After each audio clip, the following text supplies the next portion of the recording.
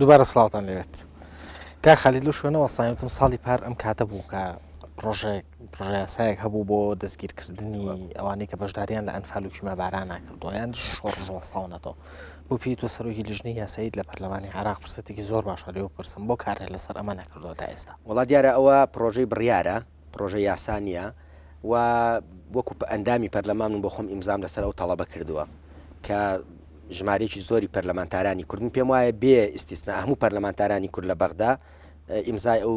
ئەو پرۆژە بڕیاریان کردووە و بە هەمان شێوە لایەنەکانی تریش زیاتر لە ١٠٠ و چەند ئەندامێک ئەو ژمارەکەم بە تەواوەتی لەبیر نییە ئیمزای ئەو داواکاریان کردووە و هاتە لیژنەی یاسایی لیژنەی مافی مرۆڤ لیژنەی بەرگری و ناوخۆ یا ئاسایش بەرگری و ئاسایش من وا بزانم 2 ڕۆژ بۆ 3 ڕۆژی نەبرد لە لیژنەی یاسایی موافقم کرد و پرۆژە بڕیارەکەمان گەڵاڵە کرد و نردم بۆ سەرۆکایەتی پەرلەمان و بە هەمان شێوە بۆ لیژنەی مافی مرۆڤ و لیژنەی بەرگری و ئاسایش و لە دوای 2 مانگ جارێکی تر تەکید لەسەر من کرایەوە ئەو بۆ پرۆژە یاسایە نەکراوە ئێمە ئاماژەمان بۆ کرد کە ئەو بڕیارەمان داوە لە لیژنەی یاسایی و جارێکی تر کتابێکی تەکیدمان کرد بۆ هەیەی ڕیاسە و بۆ ئەو دوو لیژنەیە کە لیژنەی یاسایی ئامادەیەوە ئەو پرۆژە یاسایی نردووە بۆ پرۆژە بڕیارەی نردووە بۆ سەرۆکایەتی پەرلەمان بەڵام بۆ سەرۆکایەتی پەرلەمان تا ئێستاکە نەیخستووەتە سەر ئەجیندای کاری پەرلەمان ئەمە پەیوەندی بە هەیەی ڕیاسی پەرلەمانەوە هەیە و ئەمە لەلایەک خەلەلی هەیەی ڕیاسی پەرلەمان بێ لەلایەکی تریژ من پێم وایە خەمساردی ئەو کەسانەیە کە ئەم پرۆژە یاساییان لە سەرەتاوە تەبەنی کردووە ڕەنگە ئەمیش پەیوەندی بە ئەو بارودۆخەوە بوو بێ کە لە هەرێمی کوردستانە هەبوو سیاسی نییە لە ڕاگررتنی ئەو من بۆ خۆم وەکو سەرۆکی لیژنەی یاسایی و ئەندامی لیستی هاوپەیمانی کوردستانم بە لەناو لیژنەی یاساییە بڕیارمان لێداوە و هیچ کەسێک زەختی لە من نەکردووە کە ئەو بڕیارە دەرنەکەم بڕیارەکەمان دەرکردو لە سەرۆکایەتی پەرلەمان بە تەسەوری تۆ بە تێڕوانی تۆ پێت وایە کە دەستە خستنێکی سیاسی هەیە بۆی ئەو یاسایە ڕابژیرێ من نایشارمەوە ڕەنگە هەندێک کەس هەبن لەسەر مستەوای شەخص کە لەگەڵ ئەویان نەبن ئەمە لە فەیە جارێکتر هەڵبدرێتەوە بە حکومەی لێبوردنی گشتی هەبووە لە شخصانە بەبێ تعمیمکردن و بەبێ تەشخیصکردن هەر بە عام بڵین ڕەنگە هەندێک کەس هەبێ ئەم زۆرە بۆ چوونیان هەبێ بەڵام وەکو میهنا وەکو زەمیر وەکو قانون ئەم پرۆژە یاسایە لە لیژنەی یاساییەوە ئەم پرۆژە بڕیارە ڕەوانەی سەرۆکایەتی پەرلەمان کراوە و ڕەنگە وەکو وتم هەر پەیوەندی بە خەمساردی هەیەی ڕیاسی پەرلەمانەوە هەبێ و ڕەنگە جددیەت لە تەڕح نەکردنی هەبوو بێت تاکو ئێستاکە و ئەوەشمان لەبیر نەچێ جارێک لە ناو پەرلەمانی شامە تەرح کرا بەڵام لەو ساتە وەختەدا سەرۆکی بەڕێز سەرۆکی هەرێمی کوردستان و سەرۆکی حکوومەتی هەرێمی کوردستان بڕیاری ئەویان دابوو کە هەر کەسێک لەلایەن دادگای باڵای تاوانەکانەوە ئەمری دەرچوو بێمان ڕێگر نابن لە گرتنی و بۆ محکەمەکردن و ئەوانە بۆیە ئیکتیفا کرا لە ناو پەرلەماندا بە و بڕیاری کە لەلایەن سەرۆکی هەرێمەوە دەرچووە. بەڵام زۆرێک لەو مستەشارانە زۆرێک لەوانەیە بەشداریان کردووە لە وەسانەوە بە دژی شۆڕشی خەڵکی کوردستانە بەشدار بوون لە ئەنفالە بەڵگە هەیە لە سەریان لەلایەن لەرێ باڵی تاوانەکانەوە داوا نەکراون کاتەوە یاسای باشترین یاسایە بۆی عەدالەت بەسەر ئەوانەیە جێبەجێ بکرێکە بۆ نمونە خیانەتیان کردو. من شخصی خۆم وەکو قانونیەک پێم وایە پێویستە ڕێز لە هەموو بڕیارەکانی دادگای باڵای تاوانەکان بگیرێ و هەر کەسێک تومەتبارێ بێ بچێتە بەرامبەر ئەو دادگایە ئەگەر ئیسبات بوو لەسەری با محکەمە بکرێ و سزای خۆی بدرێ و ئەگەر ئیسباتیش نەبوو لەسەری ئەوە هەم بۆ خۆشی سەربەرزیە بچووکرایەوە بەڵام دیارە ئەوە یەکێک بوو لە هەوڵەکان بۆ ئەوەی ئەو دۆسیانی تری کورد وەکو قەڵات زێ وەکو کانی عاشقان وەکو قەزەی سەردەشت و وابزانم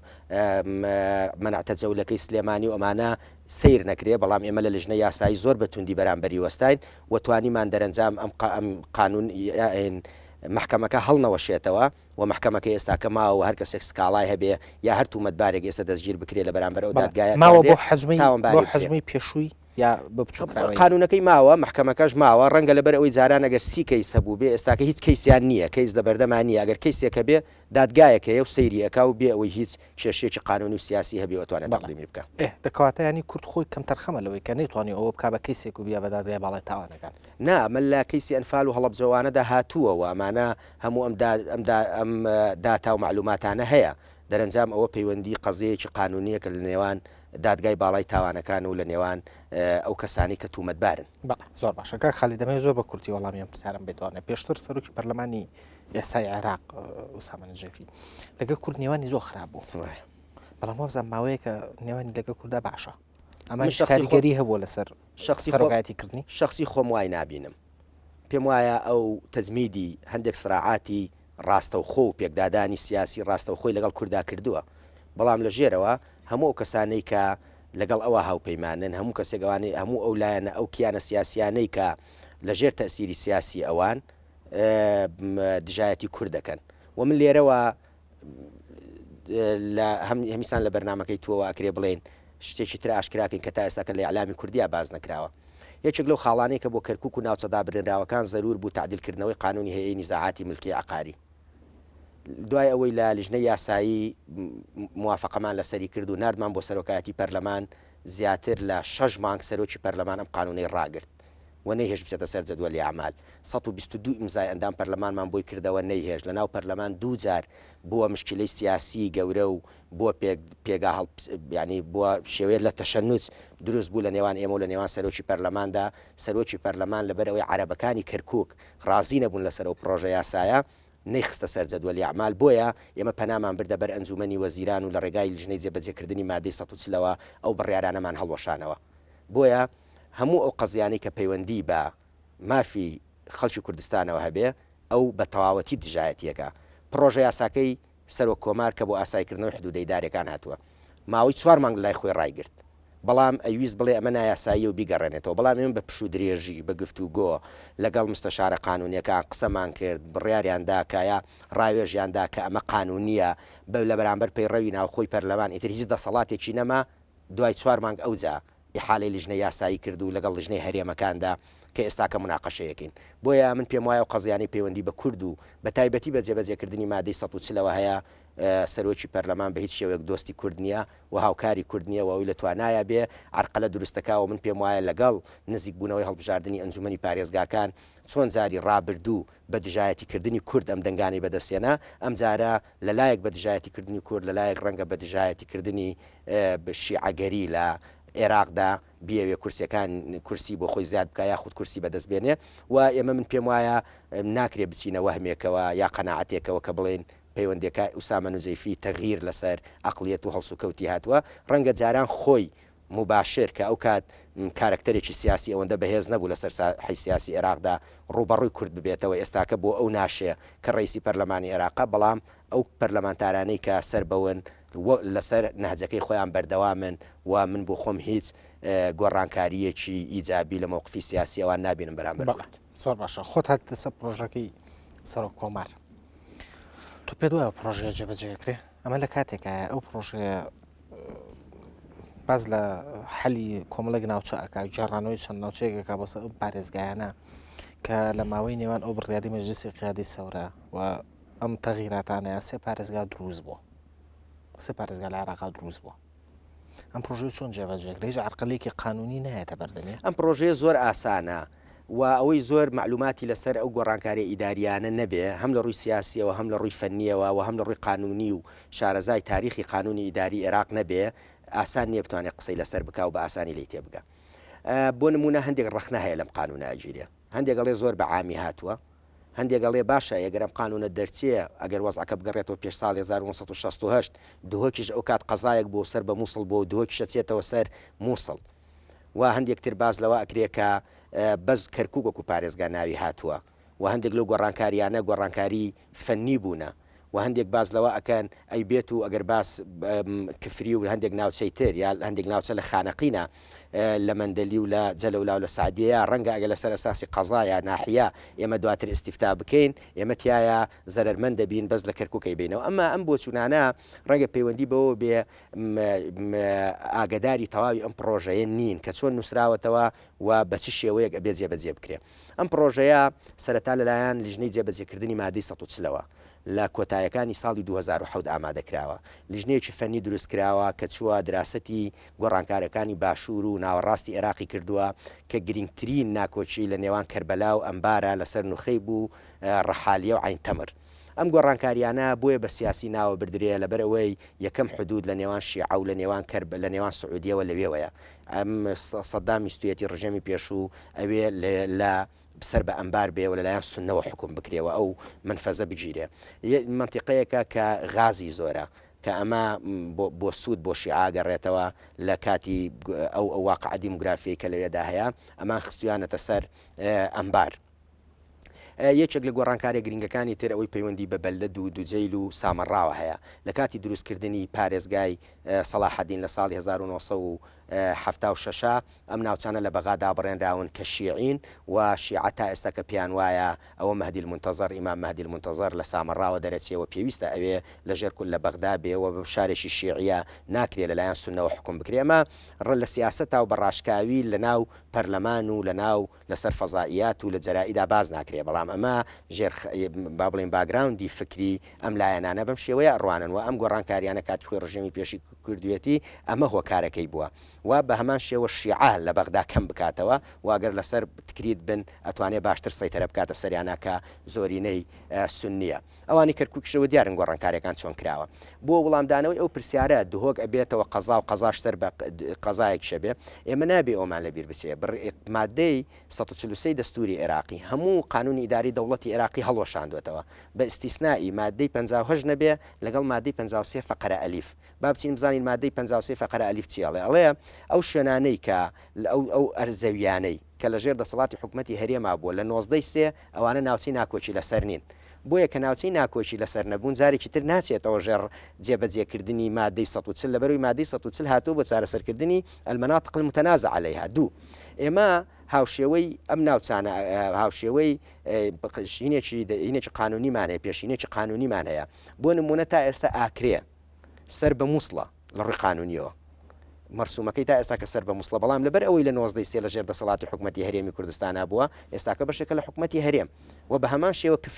کفری تاکوی ئێستاکە بەپێی بڕیاری 608 ساڵی 1975 سەر بە دیالەیە بەڵام لەبەرەوەی لە 93 لەژێر دەسەڵاتی حکوومەتی هەرێمی کوردستانە بووە ئەوە نەبووەتەوە منتیقەیەکی متەنازع عەلەیها و سەر بە هەرێمە ئەوەی کە پەیوەندی بەوەیە ئایا ئێمە لەم ناوچانە دواتر لە ئیستیفتا لەسەر ئەساسی محافەزە ئەبێ لەسەر ئەساسی قەزا ئەبێ لەسەر ئەساسی وحدەی ئیداریە بێ و بۆ ئەمە چەندین دراست کراوە ئەوەی کە ڕاستە ئێمە لەوێ کارمان لەسەر کردووە بەم شێوەیە ئەبێ ماڵین مناطق متنازع عليها بضمنها کەرکووک واتە ئیستیفتا تەنها لە جێگا ناکۆچی لە سەرەکانەکە ئێمە داوای بۆ نمونە هینمان نەکردووە هەندێک قەزای دیالەمان نەکردووە یا داوای هەموو دیالەمان نەکردو بێتەوە سەر هەرێمی کوردستان داوای خانەقین و جەلەولا و سعدیە ئەکەین بەس لەو جێگایانە ئیستیفتا ئەکرێ لە کەرکووک تەنها لەسەر ئاستی محافەزە ئەکرێ و لە مووسڵیش لە شێخان و سنجار و زەمار و ئەوانە ئیستیفتا ئەکرێ نەک لەسەر ئاستی هەموو مووسڵ بەرەوەی لە ئەساسە ئێمە داوای مووسڵمان نەکردووە هەموو مووسڵمان نەکردووە بۆیە ئەمە پێویستی بەوەیە هەم بە وردی بخوێندرێتەوە و هەم ئاگدار بی کە ئێمە کاتێک کە باز لەو قانونەی جەنابی مام جەلالەکەی نردوێتی بۆ پەرلەمان لە دوو مادەیە خۆی بینێتەوە ئەگەر بێت و ملحقەکەی ببینین زیاتر لە 30 بۆ 40 لاپەڕەیە بە خریتەکانەوە کە لەگەڵی ڕەبت کراوە و سەرەتا چۆن بووە و دواتر چی لێ هاتووە و ئەگەر بێت و ئەم بڕیارانە هەڵبۆشێتەوە ئەو وەزعە ئیداریانەی عێراق بەرەو چوە ئەڕوا و سەبارەت بە زەمینە بارودۆخی سیاسی لەناو پەرلەماندا و هەڵوێستی کوتلە سیاسەکان لە بەرامبەر ئەم یاسایە چیە ئێمە وەکو کورد بە هەموو کوتلەکانەوە وامەیەشێکە لەو خاڵانەی کە کورد هەمووی یەک دەنگە و یەک هەڵوێستە بەرامبەر ئەم پرۆژە یاسایە هەوڵە دەین بۆی ئەم یاسایە تێ بپەڕێ لە هەفتەی ڕابردوو لە ڕۆژی چوارشەممە ئێمە لە لیژنەی یاسایی مناقەشەمان کرد هاوپەیمانی نیشتیمانی تەیاری سەدری کە زۆر بەتوندی ئێمە چاوەڕێمان ناکرد زۆر بەتوندی دیفاعی لەم پرۆژە یاسایە کرد ویستی تێ بپەڕێ بەڵام دەوڵەتی یاسا لەبەرەوەی ئەندامەکانیان وتیان ئێمە ڕای سەرۆکی کوتلەکانمان پێنیە سەرۆکی کوتلەکەمان و ئەبێ مۆڵەتمان بدەنێ بۆ ئەوەی ڕئی سیاسیمان بێنینەوە و کۆبنەوەکان تەجیل کرا بەڵام قایمەی العێراقیە زۆر بەتوندی دژی ئەم پرۆژە یاسایەن و ئەوانن ئەم جۆرە ڕەخنانە دهۆک ئەوە کاتی خۆی قەزا بۆ بێ بگەڕێتەوە سەر مووسڵ و مادەی 140 مادەیەکە تەواو کۆتایی پێهاتووە و ئەمەوە ئەکا محافەزەی سەلاحەدین نەمێنێ هەر لە ئەساسەوە ئەمە ئەم پرۆژە ئەم جۆرە ڕەخنا قانونیانە لە کاتی مناقەشەکردنی قانونی و سیاسیدا لیستە کوردستانیەکان بە تێکڕای لیستە کوردستانیەکانەوە وەڵامیان هەیە بۆ ئەو جۆرە تێبینی و ڕەخنانە بەڵێ زۆر باشە دکتۆر بەست لە کوتلە ئەمە کوردیەکان کرد ببوورە ئەومان لەبیر نەچێ ئەمە هەنگاوی گەورە و گەورەیە بۆ بە ینی بۆ دروستکردنی زۆرینەی کوردستانی لە ناوچەکانی کەرکک و ئەو ناوچانە واگەر بێت و ئەم پرۆژه یاسایە سەر بکەوێ ئەو ئێمە بێت و دڵی ئەتوانین داوای ئیسیفتا بکەین و مطمئین نەبین لە نەتایجی ئیسیفتاکەش زۆر باشە بەست لە کوتلە کوردیەکان کرد لە ناو پەرلەمانی عێراقا تا چەند ئێوە وەکو هەموو کوتلەکان لە ناو پەرلەمانە یەک دەنگن بە تایبەتی لە 4 مانگ و 5 مانگی ڕابردوودا ئەکرێ بڵێن لەسەر هەموو بابەتەکان بە تایبەتی بابەتە گرنگەکان لەسەر هەندێک بابەتەیەکە پەیوەندی بە عێراق و پەیوەندی بە بابەتە گشتەکانەوە هەیە لە ناو لیستی هاوپەیمانی کوردستانیش بەپێ ئەندامەکان ڕای جیاوازەیە ئەما گەڕێتەوە بۆ تەقدیری پەرلەمانتارەکە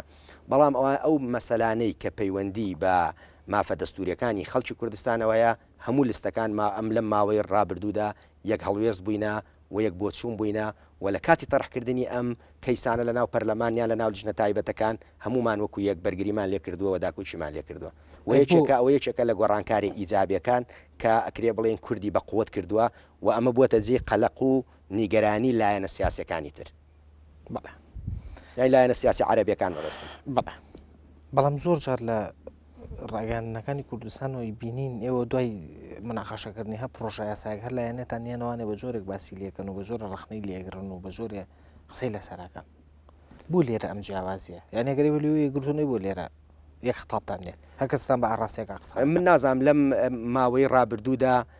ینی جیاوازی ئەو تۆ و گەورە نەبووە لە نێوانماندا کە بە شێوەیەکی جیاواز باز بکرێت لە میدیاکانەوە بۆ نمونە لە قانونی موازنە هەموو بە یەکەوە دەنگمان بۆ نمونە لەسەر یاساکەی سەر کۆمار نەخێر بۆ نمونە ینی ئاڕای زۆر جیاواز دروست بوو لەسەر ئەم یاسایە ڕەنگە لەسەر ئاستی لە ناو کوردستانە بەڵام لە ئاستی فراکسیۆنە ڕسمیەکاندا ئێمە ڕۆژێک پێشەوەی بینەوە ڕۆژی پێنجشەممە کۆبوونەوەیەکمان هەبوو لەگەڵ کۆبوونەوەیکی ناڕسمی لەگە سەرۆکی لیژنەی هەرێمەکان و پارێزگاکان کە هاوڕێکی ئێمەیە لە فراکسیۆنی گۆڕان بەڕێز کاک دکتۆر مەحموود عوسمان لەگەڵ بەڕێز سەرۆکی کوتلەی یەکگرتوو لە ناو پەرلەماندا مناقەشەمان کردووە کە چۆن هەماهنگی بکەین بۆ سەرخستنی ئەو پرۆژە یاسایە ڕەنگە لە ناخی خۆمانە بڵێن هەند پێویستی بە هەندێک جوانکاری و هەندێک تعدیلات و ئەوانە هەیە و هەندێک بەدیلمانی شەبێ لە کاتی مناقەشەکردندا بەڵام هەمومان یەکدەنگ و یەک هەڵوێستین بۆ تێپەڕاندنی ئەو پرۆژە یاسایە و لە کاتی تەرحکردنی ئەو پرۆژەیە لە ناو پەرلەماندا لە ناو لیژنە یاساییدا هەموو کوتلە کوردستانیەکان بەقەد یەک و بە یەک هەڵوێست و بە یەک تین و بە یەک قووەت دیفاعان لەو پرۆژە یاسایە کردو بێ ئەوەی جیاوازی هەبێ ئەوجا نازانم لێرە ئەگە بە شێوەیەشتر باس کرابێ خۆی لە پەرلەمانە بۆ پێی بەرلەمان دەسەڵاتێکی تەشریعیە تا پرۆژە یاسای بچێتە ناو پەرلەمانەوە پاڵەوانێتێکە بۆ فراکسیۆنەیە بۆ ئەو کوتلەیە کە بەرگری لێکە و سەرێخە ینی بۆ یەک پەرلەمانتار نییە خۆ بە تاکید هەر یەک کوتلەش ناتوانێت یەک کوتلەش بۆ خۆی ناتوانێت هیچ پرۆژە یاسایەک سەر بخە ئەگەر بێت و تەنسی قوامهەنگی لەگەڵ کوتلەکانی ترانەکە و یەک پەرلەمانتاریش ڕەنگە بۆ خۆی لەسەر ئەساسی شخصی هەندێک تەسیرات دروستکە لەسەر نیقاشە ئاعتیادیەکانی ناو پەرلەمان بەڵام قەزیە سیاسیە گرنگەکان هەمووی لە عێراقدا تەوافقی سیاسی لەسەرکرێت لە نێوان سەرۆکی کوتلەکاندا لە نێوان کوتلەکان بەگشتی و زەمینە سازی بۆ کرێت دواتر دێتە ناو پەرلەمانە بۆیە نە کەسێک لە توانایە هەیە پرۆژە یاسایەک سەر بخە و نەک کوتلەیەکیش لە توانای هەیە بەتەنیا بۆ خۆی پرۆژە یاسایەک سەر بخە بەڵکو پێویستی بە تەنسیق و ئاماهەنگیە لەگەڵ کوتلەکانی تریشە زۆر باشە کاک خالید بۆ پێی تۆ خولی پێشوش لە پەرلەمان نبوویت ئەمە بگەڕێمەوە سەر بابەتێک کە زۆر قسەی لەسەر کرا لەو کادا مەسەلەی دابەشکردنەوەی کورسی پارێزگاکان ئەمە شتێک بوو کە زۆرینە پێیانەوە بوو کە بەسەر کووردا تێپەڕی ینی هەندێک پارێزگای عەرەبی هەبوو بە شێوەیەکی خەیاڵی زیایکردەوە بەڵام هەندێک پارێزگا بوو نمونە سلێمانی 2 کورسی زیاد کرد ئەم کێشەی بوو بەسەر ئێوە تێپەڕێمە ئەنجامی نەبوونی تەنسیق و یان نەشارەزاییە نەبوونی تەنسیقە خۆی ئەگەر یەک مۆزوعەکە بێ ئەگەر نەگرن یەک مۆزوعێک ئەکرێ لێرەدا وەسفێکی زۆر جوان بکەین بڵێن ئەوە یەکێکە لە یاساکان کە مستەحیلە بەسەر کووردا تێپەڕی بێ تێپەڕامدن ئەوەیە کە تو ئاگادار نەبی پەسەند کرا و دواتر بە ئەترازی تەڕەخشمی کە کات جێگری سەر کۆوار بوو گەڕایەوە دواتریش هەر هەمان نەتیجە بوو ئەزانی چۆنە تێپەڕاندن ئەوەیە تۆ ئاگداری نەبی و نەزانی وەزعەکان چۆنە و شتێک بەسەر تا تێپەڕی بێ و دوای ئەوەی دەنگی لەسەر درا ئەو جابزانی تۆ چەندێ زەرەرتیا کردووە ئێمە مەسلێکی دەستوریمان هەیە بەپێی دەستور ئەڵێ هەر 100,000 کەسێک و کورسیەکێ بێ ئێمە ئفترازێکی ئاوامان هەبوو هەموو شارەکان عێراق ئیزافی کردووە و زیادی کردووە و هەرکەس بە پێی ئستحقاقی خۆی بە پێی ئەو ڕێژەی زیادکردە کورسیە بێ لە پەرلەمانە هەر 100,000 و کورسێکی بۆ ئیزافاکرێ. ئێمە ئەگەر بڵێم ئاگداری قەزیەکەی نینەوە مووسڵ نەبووین ڕاز نییە. پێش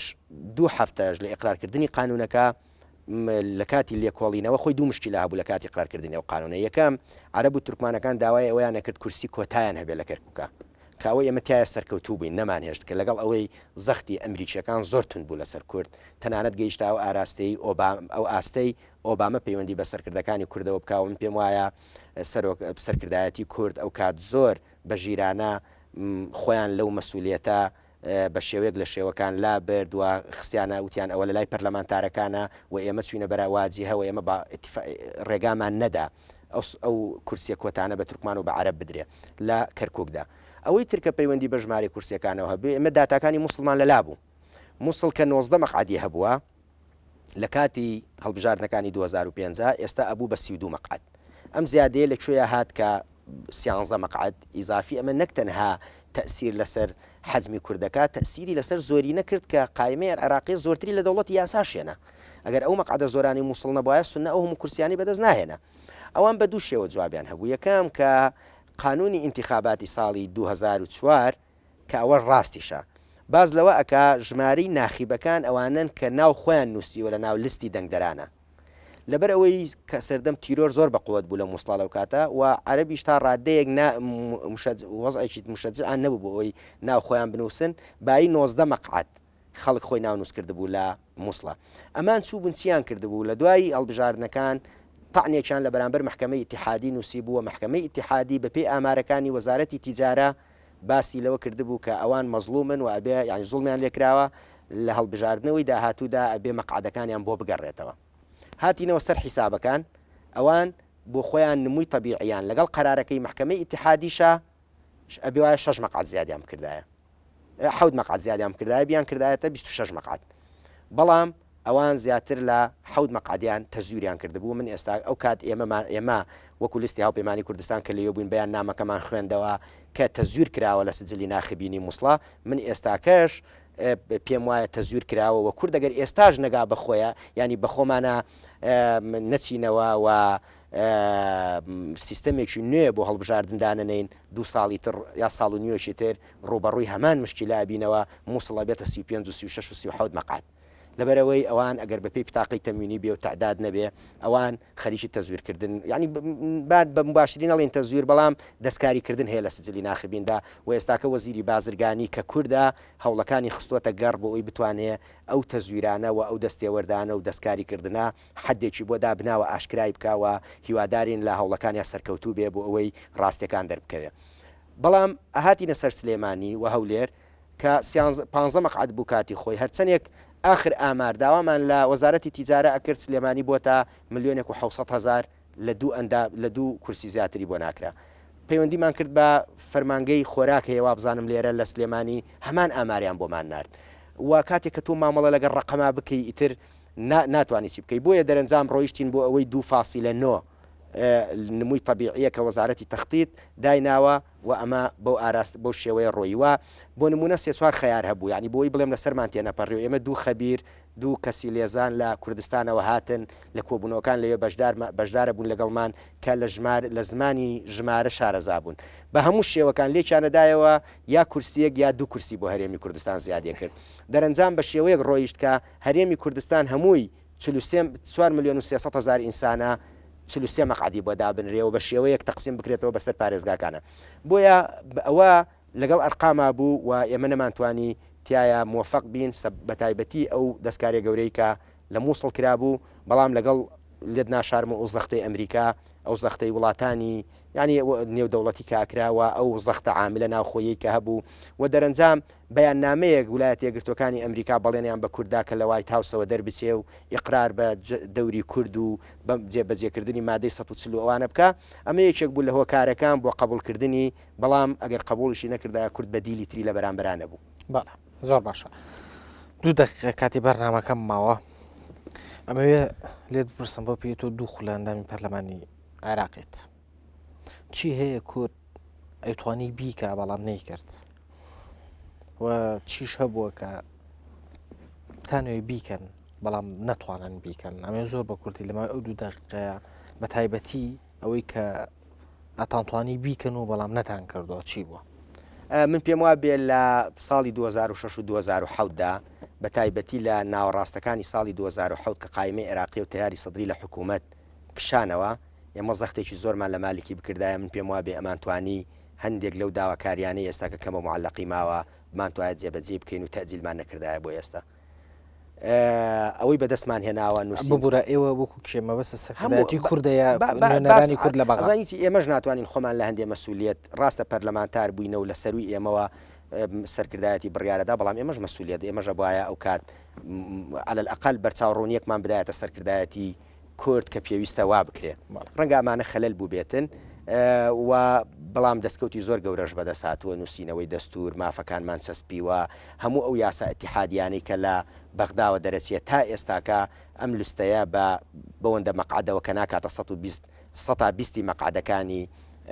عێراق نەمان هێشتووە تاکە یاسایەک تێ بپەڕێ کە خەڵکی کوردستان تایە زەرمەند بێ کە مافەک دەستوریەکانمان تایە لە ڕوو لە تەنازل بێ بەڵکو بە بەردەوام ئەتوانم بڵێم داکۆچی کەرێکی ڕاستەقینە بووینە لە مافە دەستوریەکان و ئەو مافە سیاسیانەی کە هین خەڵکی کوردستانە و لە بەغدایە بەڵام ئێمە ئەوەشمان لەبیر نەچێ لە ناو عملی سیاسیابی هەم هەڵکشانەیەوە هەم داکشانیشەیە و بە پێگەی کورد من پێم وایە کورد تا ئێستاکە بەو یەکگرتووەی کە هەیەی موقعیەتی سیاسی خۆی لە دەست نەداوە و